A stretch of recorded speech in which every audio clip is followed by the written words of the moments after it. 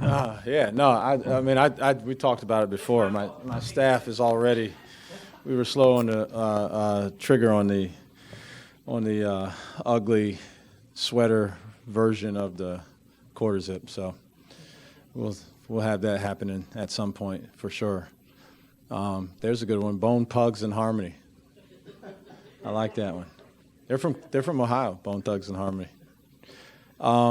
Anyway, always feels good to get through that game as you head into Christmas, and guys have visions of sugar plums dancing. Is that what they say in the thing? So they're ready to get back home and do their thing. So, but I thought they came out with really good energy, particularly with Michi not playing today, and defensively, what a great performance. That team scores the ball well. They average 80, I think, 80 something for the season, and they won't score 43. Won't be the number that they end up with all season. I promise you that. And they won't only hit 2 threes. Also, they do a good job of that. And so I thought we were locked into what the plan was defensively, and the guys did a great job. And it allows you a little more flexibility offensively. We only scored 30 in the first half, but you're still able to go in with a double-digit lead, and then you come out in the second half, and when a couple shots fall in, then you're able to extend your lead. So kudos to the guys for that and their effort with that and the consistency of their performance on the defensive side. Lamont, a couple Michi update, anything that could linger as this Yeah, break goes on? I mean, I keep saying this. I know you thought otherwise, but I don't have a PhD in medicine or anything, but they do tell me that he had some inflammation, little inflammation, and so they've taken some steps to calm that down. And but after looking at, and we got an MRI done and an X-ray done, and from a structural standpoint, I've been assured that it's nothing structural. And so we had a couple guys. I think BJ earlier in the season had something that was like similar to this in his knee. It just seemed like there was a little inflammation. And more recently, I think Morris had something maybe 2 or 3 games ago that I set him out just because it was aching him a little bit, and so we just erred on the side. Typically, we'll err on the side of caution. And it looked like Elon was kind of zoning you guys out early. Jacoby kind of became that zone buster, taking the ball to the rack. I mean, is that something that you like him doing, or something that maybe he just made up his mind? Yeah, no, it was part of what I didn't anticipate that they would play that much zone. We did do a specific segment on zone leading in because they played zone. But on one of the things written on the board as a key was to get the ball around the basket by way of some good physical strong duck-ins, but also if we could drive the thing in there and play off of 2 feet and make some good decisions. And that was the challenge because Michi has been, he's gotten to the free throw line more than anybody on our team. A lot of that's because he goes in there and attacks the rim. And so, you're uncertain as to who's going to take over that role. And Kobe did a good job of getting in there and made some plays for us and broke the zone down a little bit. You mentioned how difficult it is to win and how you can grow through close wins, but is it nice to have a game where you can breathe a little bit there and late in the second half? Yeah, selfishly for me, it's definitely nice. I mean, but yeah, it's nice to play well. It's nice to look back when we watch the film on the 26th. We'll practice on the 26th, and when we watch that film, there'll be so much. Film is not always just the bad things you do. There'll be so many clips of good things good decisions that we've made defensively, tremendous efforts. From a defensive standpoint. So it's good to have some of that. I was also able to play, I don't even know how many minutes, I haven't even looked at the stat sheet yet, but how many minutes Colin played, but it was good to get him some extended minutes at times. Even it was good to have Miles in there and throw a couple of them in the second half late in the game. So, yeah, there's value in all of them. There's benefit to all of them. But it's certainly, as you're going into break, it's nice to have a game where there's a little bit of a cushion. Coach, your 11th win of the year. Are you surprised by that? And the second question is, do you feel like your team is playing where you want them to play right now? And is there any area where you want to see them improve? Yeah. I don't know if surprise is ever the word. I guess surprise would only be relative to what I anticipated we would do, and I try not to do that.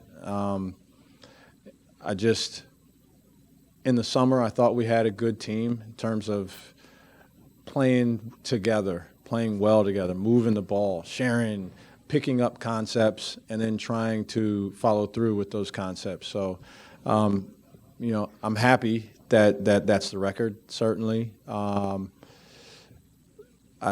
I think the guys have done a really good job of winning in a lot of different ways. We've won in games where we made 18 threes. We've won in games where we just held a team to 43, a team that averages 80, right, and all these threes. And we've won without our leading scorer. We've won some games without Colin Murray-Boyles is going to be a big part of what we do. So we found a lot of different ways to win. And so that's impressive and that's encouraging to me. And I think just moving forward, we're so focused on improvement and just getting better at 90% of what we talk about in the scouting report is our stuff and how we can do what we do better. And then we tweak a little bit of things based on the other team. So we'll have some good evidence of that. But I think we're just so focused on what does our best product look like? And I think we can certainly shoot the ball better. I think we've generated a lot of good shots, so it's not that. I think we've moved the ball and done some good things. It's kind of a tricky one because you just want to perform better at the end of the day, honestly, right? I just like us to perform better, as would the guys. And so I think if we do that, we got a chance to be a good team. You mentioned the defense there a little bit in your opening statement, but could you elaborate a little bit more on that, please? What did you see going well, and what about that do you think could carry over into Florida A&M and then SEC play? Yeah, in this particular game, this is a team that was generating a lot of three-point looks, a lot of good ones. They have four guys with any sort of volume that are shooting over 40%. They're one of their other guys, Sherry, also was 2 for 5 at 40%, but four other guys with volume that were shooting over 40% from three. So, that posed some problems. And so our commitment was to try to make those looks be uncomfortable looks, no standstill catch and shoots. There are a lot of things that go along with that. You have to guard the ball effectively. If you don't guard the ball effectively, then you have to help. Either that or it's going to be a layup fest. So if you have to help and then you kick to open shooters, and I thought we did an effective job on the ball. I do. I think some of the screens that they normally use to generate open looks from threes, we handled those well also. We switched some of those ones that we wanted to. We handled and made those decisions well. We didn't relax very often on the defensive end, which is a key factor in being effective when you got guys that shoot the ball like that. So I thought, as far as our game plan defensively, I thought we did a really good job of executing that. And so that was a big part. And then we had to, like I said, we had to play good one-on-one defense and be disciplined in it because they're such a fundamental team. A lot of ball fakes, shot fakes, and if you're going for those things, you're going to give up some easy baskets. So I thought discipline was a big part of it, and our commitment to what our philosophy was in this game. And that moving forward, that's going to be the thing for us. Is we'll tweak every philosophy. Some games we'll play against a team in the SEC, and it's a lot of drivers and athletes, and there'll be certain other things that we have to do that'll be very important if we can stick to that game plan. And thus far, we've done a good job of doing that, and our guys have shown the signs of that's what they receive a message from us. This is our best chance to win the game, and then they go out and try to execute that as well as they possibly can. So I think that'll be key moving forward. I got two for you. So first I wanted to ask about some of the players that got an increase in minutes tonight. I know you kind of touched on it a little bit, but how important is it for you to see a guy like Colin Murray-Boyles get these increased minutes, especially after all he went through right at the beginning of the season? Yeah, I think it's super important for him, even in these, we talked about it with the staff a little bit earlier, even in these last two games, it would have been nice if we could have had a better offensive performance, that he could have been out there in order to make some mistakes. He hasn't played as many games. That's part of what it is learning. Most learning involves making mistakes. And I couldn't do it at the expense of, we were in our last game at one point, it's a 6-point game. We're going to let the guy go out there, and he's just not ready to do a couple of things. And so he hasn't learned them. He hasn't had reps. So this was very important for him, I think, to get out there and play some more minutes, as well as a couple other guys. Like I mentioned, Miles, to get in there and be able to, after a rough start shooting the ball again today, to be able to make a couple. And so Morris got in there for some extended minutes. Jacoby started and did some good things. And it's kids today, they thrive and need. It's not that they thrive. We've all thrived on confidence as players. They need confidence at this point. They must feel good about themselves in order to play well. And so I think there's a lot of benefit to go out there and have some successes. And then I also wanted to ask you about Talon and having him score 20 points tonight. I mean, normally it's Michi or BJ that are dropping upwards of 10 points, sometimes in the first half. But how fun is it to see somebody kind of step up and fill in that role without Johnson in the lineup tonight? Yeah, it was great. I mean, I'll tell you this about Talon, and we have a lot of guys that would fit into this category, but he just doesn't care. He doesn't care if he scores a whole bunch of points or if he scores a couple points, right? He just doesn't care. What a rarity in 2023, 2024 to have a guy that's like that, to have multiple guys that are like that, but he doesn't care. And so today it was something. We talked about it. Not one, next man up, everybody always says, right? Well, like, honestly, to me, when part of that concept is like, okay, well, who is the next man up? It's Jacoby, right? That's who we subbed in for, right? So Jacoby's going to turn into Michi today. And so there's a flaw in that concept to me based on that one guy thinks he needs to do, when it's a group thing. And it ended up being that Talon recognized that he needed to be a little more aggressive as an offensive guy today, and he did. And then also on the same day that he was more aggressive, he was really efficient as an offensive guy. So I just think he's so locked into winning and doing whatever this team needs him to do is to win. I think some days he'll shoot it. I don't know how many times he shot the ball. Sometimes he'll shoot 15 times. Other times he'll shoot 4. And I think he's indifferent to either of those, honestly. With Josh Gray, I don't think he saw any minutes tonight. He's kind of been, a low minutes kind of guy lately. Is there a specific reason for that? And then, how can he progress moving forward as SEC play comes up?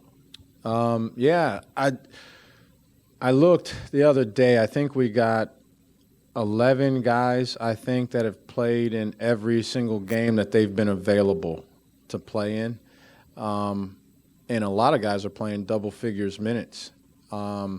And so, it can be difficult to maintain that, or particularly in that position. So I think, honestly, what you're looking for is consistency at something, whether that's being a shot blocker, a low post scorer, an incredible help defender.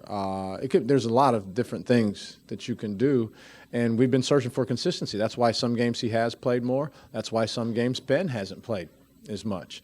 And in recent days, Ben has been more consistent at practice. He's been a consistent piece of what's going on at practice. And so that's been reflected in his minutes. And then while he's been out there in those minutes, he's performed.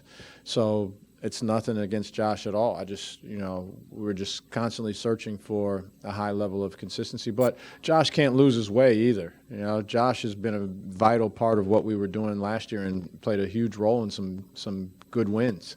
And so as we get into SEC play and there's bigger bodies and athletes, and there's going to be a significant role for Josh. We're going to need Josh. And so while he's continuing to try to improve and be more consistent, he can still get out there and help us win this particular game or that particular game. And so he just can't lose his way that way. And you got to stay focused and positive and know that I, as well as his teammates, value his role.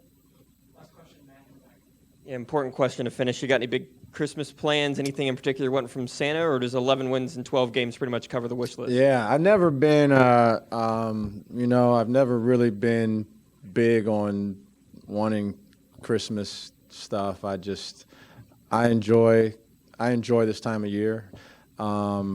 it's a couple days that I will unplug for the most part. I'll still be doing some things here and there, but I just, I won't set my alarm clock tomorrow morning. So whatever time I wake up, I'm going to probably make some blueberry pancakes on Christmas morning. I think that's in the plans right now. Get some fresh blueberries.